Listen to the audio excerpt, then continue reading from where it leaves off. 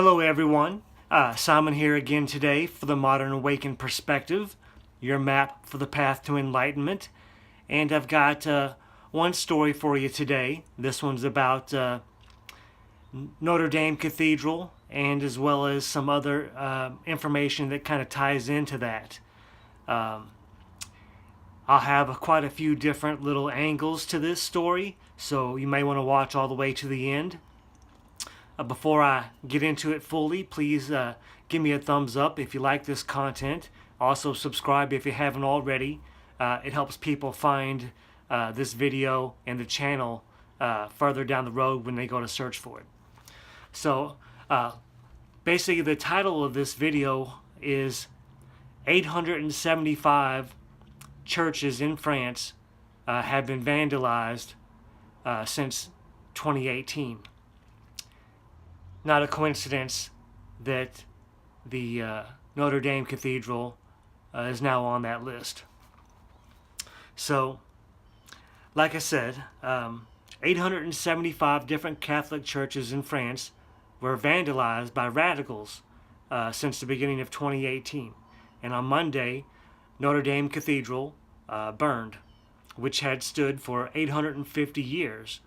Now, it didn't burn all the way down to the ground. They were able to salvage it, but the spire fell and was burned up, and that was recently under construction. But the story says that there were no construction workers there at the church at the time of the fire. So they're trying to say that there was no, nothing there. No workers were doing work that could have sparked the blaze. Now, it's like I said, lots of churches were being vandalized. Even some were being stolen from. Cemeteries were being vandalized. 1 month prior to Notre Dame Cathedral, a place called St. Sulpice was set on fire also and received damage. So this is not just an accident that this happened. This is a recent trend of them committing arson on these churches. And people have been trying to say that, oh, this was an accident or whatever. It doesn't seem like an accident when you start to add up everything else that's been going on. Also, on social media, ISIS supporters, people like that from that area of the world and from that belief were celebrating the fire. Many people also laughing at the destruction. It seems the mainstream media doesn't want people to think that there's any sort of trend here, that this was simply an accident, and they want it to be politically correct to think that this was simply just an accident.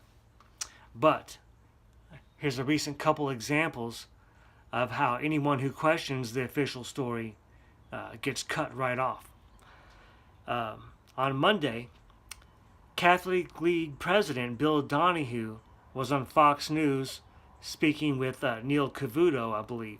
And Donahue brought up the recent vandalism and all the different attacks on these churches in France, and Cavuto hung up on him in the middle of their conversation. It doesn't seem like he wants, the recent trend of what's been happening to be very well known. Also, Fox News host Shepard Smith cut off a French elected official who said that the fire was not an accident. Philippe Cassenti brought up the churches across France that are being desecrated on a weekly basis, and Smith cut him off and said, "Not on my watch," basically saying that no truth will be spoken here. And to me, it just seems very, very pathetic. And it goes to show how they are in on it also. Maybe not they're specifically setting the fires, but they're in on their entire overall scheme of things because they're not wanting people to know the truth of what's really going on. Anybody who thinks that this was just an accident clearly doesn't know the truth about the recent trends of the vandalism, poops being smeared on the walls of these churches, crosses being torn down, all the arson at the churches. And it seems like the media doesn't want you to know about these things. That way you consider this an isolated incident and that it could possibly be an accident. But believe me, this was no accident. This is happening. This is a trend of events that probably will continue. And what's interesting is that this happened on Monday, and on the Friday before this, a radical woman was jailed for attempting to set off a car bomb at Notre Dame Cathedral, of all places. Now, this didn't happen, it happened a while ago, but she was recently jailed for this, and then we have the fire. So it shows this cathedral was a target for not just in recent times, but this is something they've been wanting to destroy. And this is a church that has stood for over 850 years through all types of historical times, French Revolution, Nazis, all these things. None of them were able to destroy this church. None of them were able to bring it down. But here we have what recently happened, the fire, and then it seems like the people who did it are now being protected by the mainstream media. So this will certainly distract people from the yellow vest story for a while. And who knows if that was one of the desired consequences.